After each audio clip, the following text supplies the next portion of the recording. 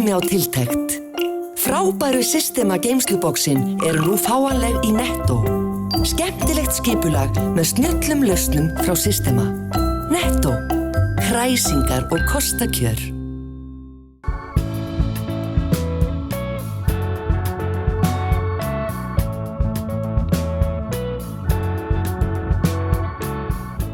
Komið sæl og verið velkomin í þennan 44. þátt sjónvarps Víkurfrétta á þessu ári.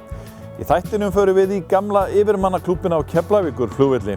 Þar var haldin þakkargjörðarhátíð í síðustu viku, þar sem veitingamennirnir á langbestu og hjá Menu veitingum tóku á móti 700 manns í kalkúnaveislu á ameríska vísu. Þurftu að fá fleiri kalkúna? Nei, við vorum gríðarlega vel undirbúnir, en þetta er alveg samt sko, þetta er fram á björtustu vonum, alveg björtustu vonum.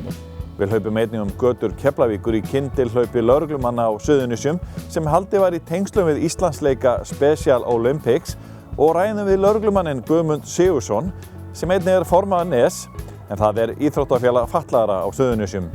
Þetta má segja, deildakeppnin hjá Þroskahömlum í fótbolta og þetta eru bara alvöru mót, það tekist á hérna og keppt til úrslita, þannig að þetta er svona, má segja, Íslandsmótið þeirra.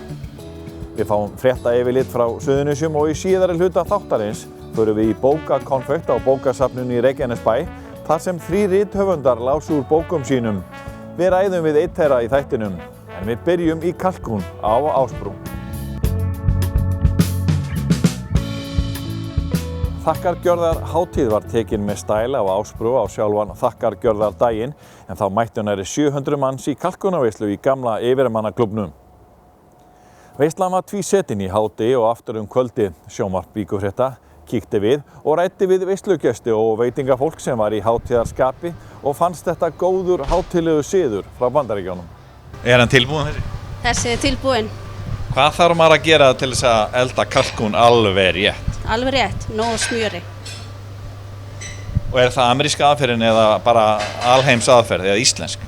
Nú er ég ekki viss. Það er okkar aðferð. Já. Finnst þér þetta gott? Ó já.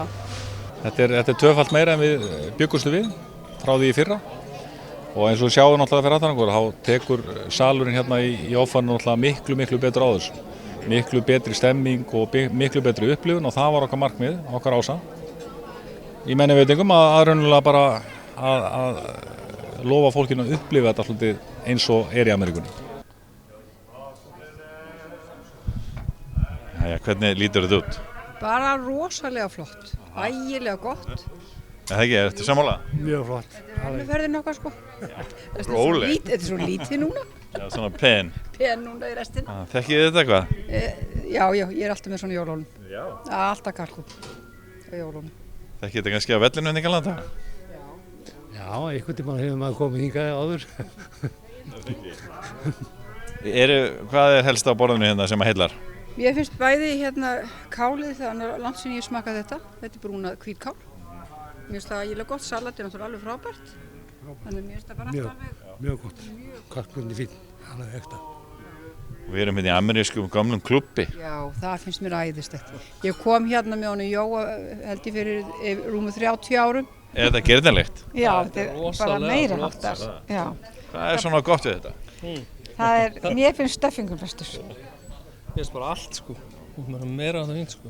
Erum við hvernig líst ykkur á það að við séum að heyrða svona siði upp frá eftir Ameríkunum? Vist það vera vel á það sko. Það er gott að borða, þá er það bara mjög flott. Maður verður að borða, það er bara þannig. Varstu hérna eitthvað á vellinu í gamla daga? Já, ég var að vinna hérna á vellinu sko. Þú hefur komið inn í yfirmannaklúbbinn, officerklúbbinn. Já, og oft á mörgur sinnum. Hvað er best af þessu, segir? Er það stöffingi? Já, mér finnst stöffingum bestur. Maður nú eftir að smakka þetta. Svo svona, hvað er á því? Er svona á jólaborðinu hjá ykkur? Alltaf á gamlárskvöld, en kannski sleppi ég núna þegar við borðum þetta núna. En hvað er þetta, við Íslendinga, erum við að grípa þessa siði Ameríkana svona mikið? Já, ég held náttúrulega eins og kom fram í viðtalið við ykkur fyrir vikunni reyndar að það er náttúrulega bara gríðarleg hefð á Suðurnesjum fyrir þessu og var þegar herinn var. Og ég er að sjá andlit á fólki, gestir sem er að koma hérna, að þetta er bara fólki sem var að koma í þetta á þessum árum. Svo er þetta smá upp á jólunum? Já, það má alveg segja það sko. Við erum með jólatónlist undir hérna og við erum með jólaöl og það er greinilegt að fólk er að kunna meta þetta og við kunnum svo sannarlega meta það hvernig fólki hefur tekið þessu. Sérðu marga starfsmenn á vellinum hérna frá því gamla daga? Já, það er þá sem ég þekkti allavega og það er fólk á öllum aldri og eins og sjá mikið af börnum líka og þetta er náttúrulega fjölskyldu dagur. Ég held að það sé svolítið að hjálpa okkur líka í þessum fjölda sem kemur.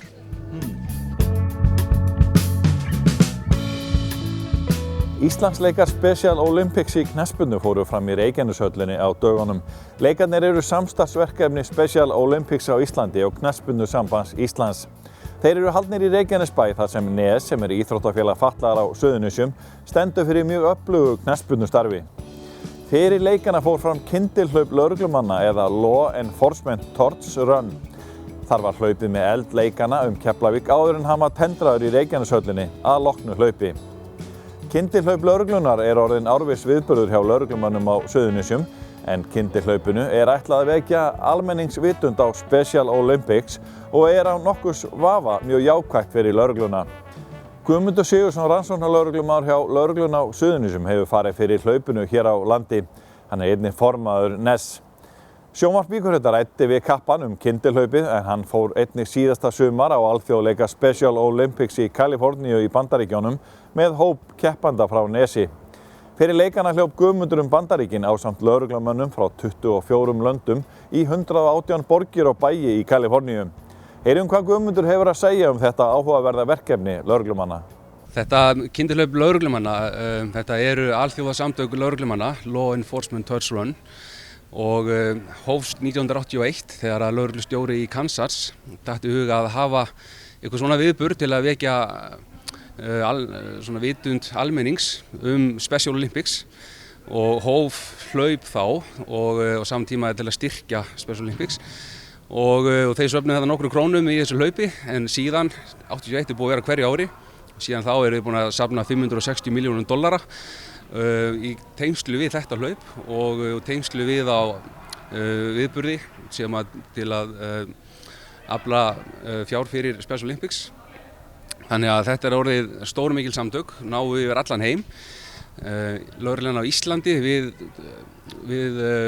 sameinumst þessu 2013 og síðan þá er ég búinn að vera að innleiða þetta hjá íslensku lögreglunni og þetta núna sem við vorum að gera, þetta er 5. hlaupi hérna á Íslandi sem við höldum og þau koma að taka þátt í þessu. Það setti upp þetta mót Íslandsleikar í knattspyrnu og með þessu sem að þeim gefst kostur að síðan taka þátt í hlaupinu með okkur, gera það og sonur minn, hann er að taka þátt í Special Olympics og við höfum, og það er ástæða fyrir því líka við fórum með, fjölskyldan fór til Los Angeles líka til að fylgja síðan með honum og hann var að keppa þær í fótbolta. Þannig að það má segja að ég er lögreglumaður og er að innleiða þetta kyndilhlaup. Ég er faðir, iðkanda í Special Olympics og já, hefur verið að vinna fyrir NES, íþróttafélag fatlaðra á Suðurnesjum og þannig að maður kemur að þessu af mörgum áttum. Og þetta mót hérna í dag, hvað er að fara að gera hérna? Já, núna eins og segið, það er að fara fram Íslandsleikar í knattspyrnu hjá Special Olympics. Það eru Íslandsleikar í knattspyrnu hjá þeim 2 ári og í nóvember þá er að halda hérna í Reykjanesbæ og í maí þá fer það fram í Reykjavík og þetta er sama, já, knattspyrnuliðin hjá Íslandi, þau taka þátt allat sumarið, þeir taka þátt í svona bara í mótum, deildakeppni. Þetta er, má segja, deildakeppnin hjá Þroska Hömlum í fótbolta og þetta eru bara alvöru mót, það er tekist á hérna og keppt til úrslita, þannig að þetta er svona, má segja, Íslandsmótið þeirra. Í fréttum síðustu daga hefur Helguvík verið í sviðsljósinu en íbúakosningum málefni annars kísilversins hefur staðið yfir en kosningaþátttaka hefur verið afar dræm umhugsunarefni. Á sama tíma hefur Thorsil fyrirtæki sem ætlar að byggja kísilverið gefið út að meðallaun í verksmiðjunni verði 600.000 krónur. Við á Víkurfréttum skoðum aðeins mengunarþáttinn eða hvernig fylgst verði með honum. Flestir eru sammála að sá þáttur verði að vera í lagi. hvort sem þeir vilja kísilverið eða ekki. Langir biðlistar eru eftir leigu íbúðum á Suðurnesjum. Fyrirtækið Tjarnarverk leigir út rúmlega 100 íbúðir í Reykjanesbæ og Vogum en leiguverðið er talsvert lægra en á höfuðborgarsvæðinu. Nemendur í flugnámi hjá Keili á Ásbrú munu hafa aðgang að flughermi Icelandair sem staðsettur í Hafnarfirði. Metfjöldi nemenda stundar nú nám við flugakademíu Keilis og mun samningunum þýða að nemendur skólans geta sótt enn fjölbreyttari þjálfun í fullkomnasta tækjabúnaði á landinu. Samtök atvinnurekenda á Reykjanesi, sveitarfélagin á Suðurnesjum og Markaðsstofa Reykjanes hafa hafið samstarf að styrkja ímynd Suðurnesja. Í því átaki verður eflaust bent á góða stöðu í skólamálum, lægra húsnæðisverð, næga atvinnu og nálægð við höfuðborgarsvæðið. Talandi skólamál, fjölbreytileikinn er allsráðandi í Myllubakkaskóla í Keflavík, þar sem 1/3 hluti nemenda er af erlendum uppruna. Samtals tala nemendur skólans 25 tungumál. Við erum að tala alþjóðleg Suðurnes, miklu alþjóðlegri en eftir að varnarliðið fór. Frá myllunni út í Voga á Vatnsleysuströnd en þar færði kvenfélagið Fjóla sem er 90 ára og örugglega eitt elsta kvenfélagið á Suðurnesjum, grunnskóla bæjarins 6 saumavélar að gjöf. Já, hérna. Gúmmíkurl á knattspyrnuvöllum hefur verið til umræðu en bæjaryfirvöld í Grindavík hafa ákveðið að skipta út efninu af 2 sparkvöllum bæjarins. Gúmmíkurlið hverfur líklega af öllum sparkvöllum á næstunni en læknar hafa áhyggjur af skaðsemi þess. Og af fjármálum Reykjanesbæjar en forráðamenn bæjarins eru með allar klær úti til að rétta af hallann. Sundferðir hækka, stök ferð fer í 700 krónur úr 570 kalli. En come on, það vantar aur í bæjarkassan. Grindvíkingar voru í stuði á fjörugum föstudegi í síðustu viku. Í húsakynnum sjávarútvegsfyrirtækisins Þorbjarnar var boðið upp á fisk og franskar en fyrirtækið sendir út heilu skipsfarmana til Bretlands sem síðan eru seldir sem fish and chips, uppáhaldsréttur Breta. Leið og fólk fekk fisk og franskar, söng hljómsveit fyrirtækisins lög eftir Bítlana. Við sýnum ykkur viðtal við 3 bræður úr bandinu í næstu viku en hér er örstutt brot úr því. Þessi gæjar eru svakalegir. Hljómsveitarbaukinn byrjar ekki fyrr en á bryggjunni. Þá bara máttu gestir og gangandi koma og tróða upp og við sáum strax tækifæri við þessir athyglisjúku að setja saman band, æfðum upp nokkur lög og tróðum upp. Og takt eftir, hann sagði athyglisjúku, þarna kemur nafni, ég var ekki með á fyrsta giginu. Þaðan kemur nafni, The Backstabbing Beatles. Hann var með konunni á hverju? Frostrósa tónleikum. Það er ekki mikið rokk í þessum maður. Styðjum öflugt atvinnulíf, menningu, mannlíf og íþróttir á Suðurnesjum.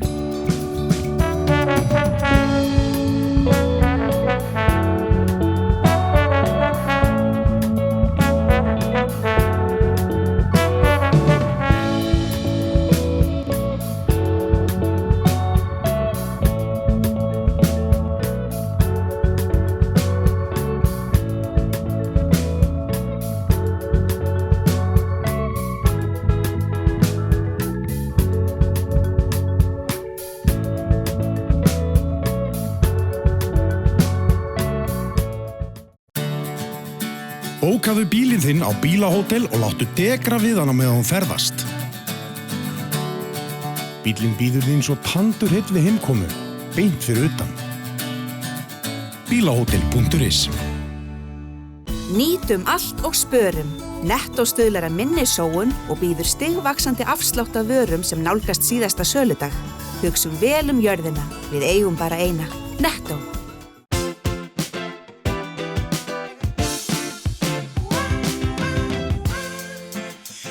Byrjaðu fríið fyrr og njóttu lífsins. Keflavíkurflugvöllur.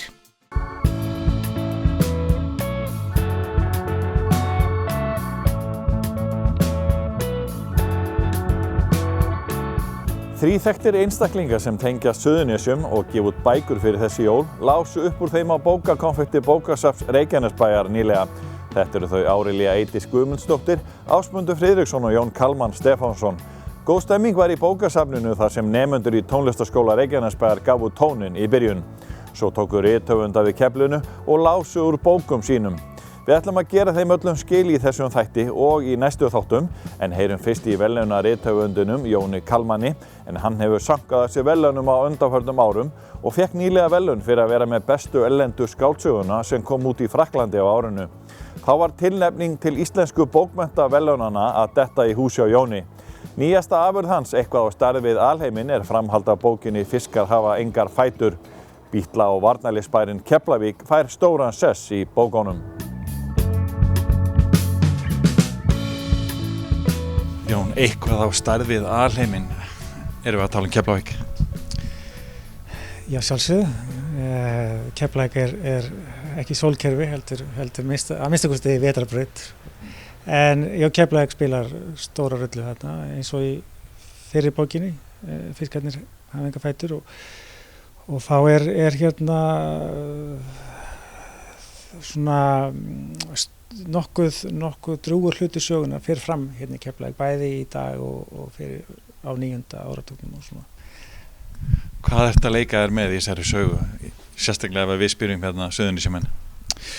Engist okkur. Já, þið voru svo óheppnir að ég bjó hérna í 10 ár sko. Kom hérna 12 ára og fór hérna 22 ára og var í hérna Keflavík og Sandgerði mikið líka, vinna í saltfisk og skreið. Þannig að ég vissi allan tíman að ég myndi einhvern tímann skrifa Keflavík og bæði það svona sérstaka andrúmsloft sem hérna út af hernum og líka bara út af staðsetningu, það er að segja umhverfinu. Hér náttúrulega lítið fjöll í nánd, þó mjög falleg fjallasýn, mikið af hraunum, hvergi eins mikill vindur og hér, jafnvel meira en í Vestmannaeyjum. Og stemningin bara allt öðruvísi en annars staðar á landinu og ég sem rithöfundur vissi að ég myndi einhvern tímann þurfa að lýsa þessu. Það voru nokkru gamli vinir mínir sem voru svolítið sárir úti eftir fyrir bókina og einhverju skrifuðu sem að þú hefur minnst á. Hvað viltu segja við þá? Fyrst og fremst þetta er skáldsaga sko. Ég ekki að lýsa Keflavík svona sagnfræðilega en á móti kemur að hver upplifir sinn stað á sinn hátt og ég veist að þú myndir lýsa Keflavík allt öðruvísi en ég og svo kemur þriðji maður sem myndi lýsa allt öðruvísi en við báðir sko. Aðalaldrei við skáldskap sko, og skáldsögu að hún virki og að sagan haldi innan eigin ramma, innan eigin lögmála og þarna sé eitthvað sem að segir fólkinu eitthvað, sem snertir fólkið og vonandi stækkar verölduna þeirra einhverju leyti. Ef fólkið sárt út af sko, hvernig talað bæinn og slíkt, sko það skiljanlegt en það óþarfi því að þá bara fólki að rífast í bók og bókin hún bara geymir sín svör en hún hrópaði ekki sko. Andrea brosir til Ara en hinn konan horfir fram fyrir sig og segir líkt og hugsi og Ella dó bara. Andrea stó undir stýri eins og ég sit hérna. Þetta nú meira lífið Lára mín. Hún var að keyra eftir hringbrautinni og dó þá undir stýri, bara sofnaði. En bíllinn hélt áfram. Fór yfir að rauðu, sveigði síðan skarpt til vinstri, keyrði yfir gamalt gigtveitt kattagrey, tók niður sortunni hjá Ágústi, þú veist, hennar Guggu. Þau hafa alltaf verið svo vönduð. En innvúlsið dreifðist alls konar tímarit golf, séð og heyrt, en líka dopi af klámblöðum. Annaðhvort frá vesalengjum honum Ágústi eða þá sonum hans. Og þetta fauk allt í vindinum og sumt af því yfir að lóð barnaskólans. Þú veist að þið búa við hlið skólans. Og Ella dó bara. Já, dóa mín, ég var að segja það. Dó undir stýri. Þú manns hvernig hún var, blessunin, gæða blóðin, óskup seinheppin. Átti barn með giftu manni og drullusokki upp á velli og deyr síðan á 50 km hraðindi stýri á hringur, ekur yfir á rauðu ljósi, tekur niður pappistunni þar fjúka klámblöð, séð og heyrt, gólfblöð og allskyns pappir yfir lóð barnaskólans og séð og heyrt. Já, það rétt hjá dúa mín. Séð og heyrt áreiðanlega ekkert síður skaðlegt fyrir blessu börnin. Ég var þá meira að hugsa klámblöðin. En aldrei þessu vant var lögreglan á réttum stað, á réttum tíma. Þeir voru að koma niður Tjarnargötu og beygðu inn á Hringbraut leið og Ella fór yfir á Rauðu án þess að slá nokkuð af. Þannig að þeir settu ljósin á. Og sýrurnar líka, bara rétt svo snöggvast. En hún sinnti því náttúrulega engu. Og beintinn og lóð Ágúst og Guggu yfir kattarkveikindið, tók niður pappistunnu, staðnæmdist að endingu og stórskemmdi 20 ára gamalt reynitré. Og Ella dó bara. Já, en slapp þó við umferðarhættuna. Það kannski sárabót. Þeir eru farnir að rukka talsvert fyrir að aka yfir á Rauðu. En það þýðir víst lítið að rukka þá dánu, sama hvernig þeir hegða sér. Það er eitt af því sem þeir dauðu eiga sameiginlegt með þeim ríku. Nefnilega lög og reglur ná ekki til þeirra. Ég heyrði þið lesa orðin hérna á bókasafninu og eðlilega það vartu með nákvæma lýsingar á götum og fleiri staðháttum. Þú náttúrulega manst mjög vel eftir öllu hérna og lifir þið svona inn í bæinn, getur þú sagt? Ég náttúrulega man eiginlega ekki neitt, en hérna segi stundum að ég með frekar slæmt minni og það kemur mér að góða þegar ég er að skrifa skáldskap sem ég byggja að hluta til sem ég þekki, þegar þá get ég hérna bætt svo miklu við. Ég er ekki bundinn af staðreyndum, en ég svona gerir bæði og. Ég nota stundum götuheiti sem eru og þessa byggingu hérna, bókasafni fyrir Sparisjóðinn og nýti mér það. En ef mér langar til þá bara bý ég til nýja götu eða nefna hann upp á nýtt. En auðvitað náttúrulega sko styðst maður við minningar eða kannski frekar svona andrú minningarna. Og svo auðvitað kom maður hérna og fór í gönguferðir og annað eins til að taka inn nýja strauma. Yfirmenn varnarliðsins þurftu að skrifa allnokkur bréf og senda vestur haf til Ameríku. Svo kemur þá stutt bréf. Frú mín, herra, það hryggir okkur að tilkynna lát sonar þíns. Hann dó úr leiðendum. Það var ekkert að koma neinum vörnum við. Hann tók dauða sínu vel og var ævilega reiðubúinn til þjónustu við Bandaríki Norður-Ameríku til hinstu stundar. Tilvitnun lýkur. Ég kom sem sagt yfir skjöl bandaríska hersins og fann þetta bréf. Believe me or not.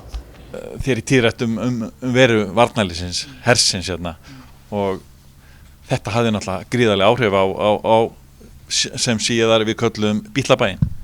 Já, ég meina þetta umskapa hann, ég meina það bjó hann til að mörgu leyti.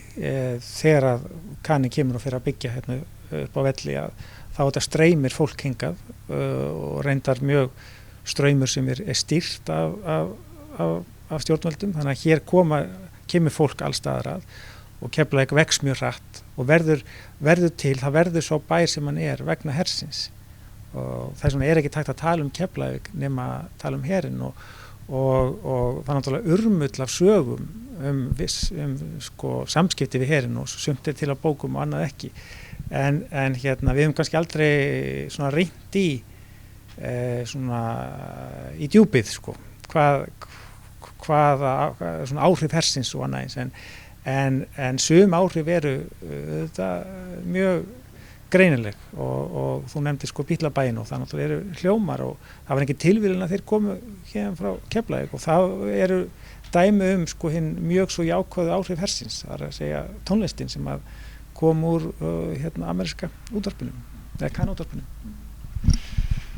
Þú varst að fá verðlaun og síðan segi vinnuðin Einar Falur, annar Keflvíkingur að það sé verið að spurja þig helling út í Keflavík í útlöndum og það séu jafnvel lesendur að koma hingað og vilji sjá þetta umhverfi.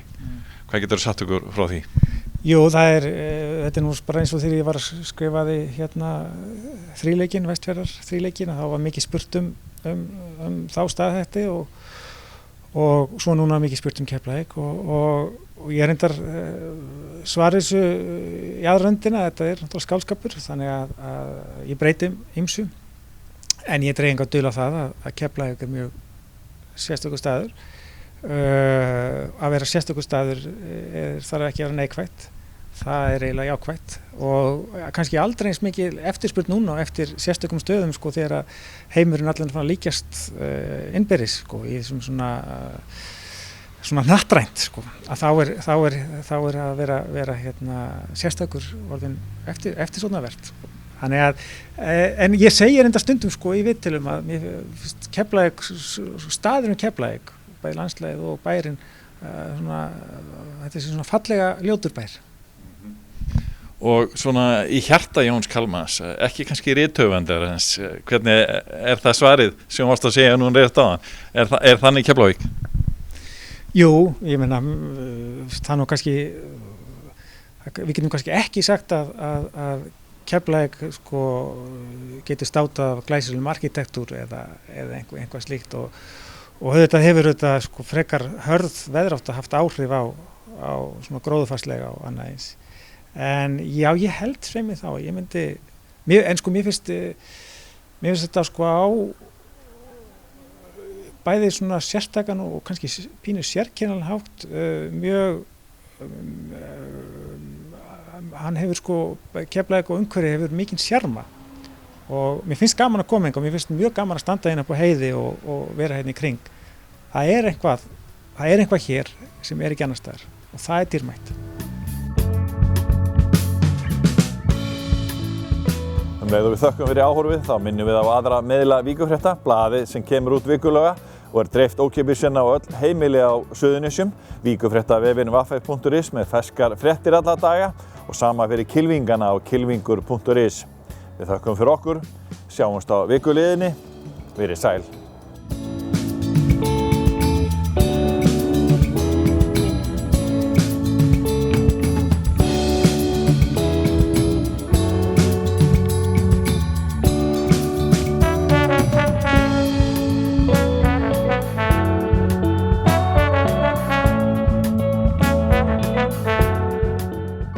Vertu velkominn á Rocksap Íslands. Þar getur þú prófa að hljóðblanda, spreytt þig á hljóðfærum, skellt þér í bíó, skoða muni úr rocksögunni og margt fleira. Við tökum vel á móti hópum af öllum stærðum og gerðum. Ég vil að þú